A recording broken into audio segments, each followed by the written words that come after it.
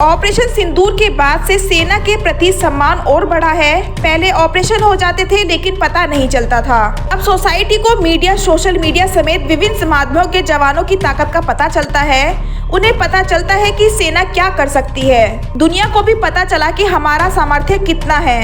युवाओं में सेना के प्रति सम्मान के साथ सेना में शामिल होने का उत्साह भी बढ़ा है। ये सभी बातें हिंडन एयरफोर्स स्टेशन में 1400 किलोमीटर की यूनिटी रैली का शुभारंभ करने पहुंचे air vice marshal AS Kanan ने कही। हिंडन एयरफोर्स स्टेशन में सुबह करीब 10:30 बजे हीरो तिरंगा ट्रेलर स्लाइड का आयोजन किया गया।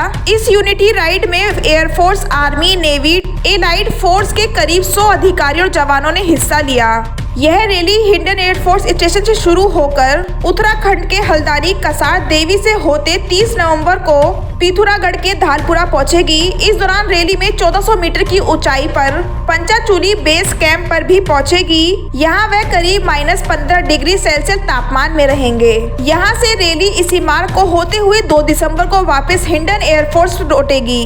देखिए, इस रैली को हमने हमारा जो नाम है हीरो तिरंगा रैली, ये रैली हम इंडियन एयरफोर्स के साथ, इंडियन आर्म फोर्सेस के साथ, कोस्टल गार्ड के साथ ये रैली कर रहे हैं। इस रैली का जो मोटो है from wings to the sky, from ground to the sky, Indian air force का मोटो लेके हम दिल्ली से अल्मोड़ा जा रहे हैं, अल्मोड़ा से पंचाचोली कैंप जा रहे हैं। पंचाचोली कैंप तकरीबन 14,000 साढ़े 14,000 स्क्वायर फीट पे है।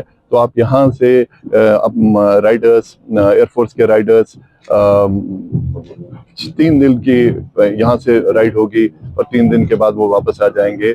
एंड एक अवेयरनेस है, एक यूथ को एंगेज करने के लिए, एडवेंचर स्पोर्ट को एंगेज करने के लिए, और एक इंडियन आर्म फोर्सेस और इंडियन एयरफोर्स की तरह की इंस्पिरेशन है that youth should come out and get active more into the adventure sports apart from the other sports. This is and इसकी वजह से आप देश का कोना कोना देख सकते हैं। आप उत्तरांचल के जो सबसे बड़ी खूबसूरत जगह हैं, सब वैलीज हैं, उनको देख पाएंगे।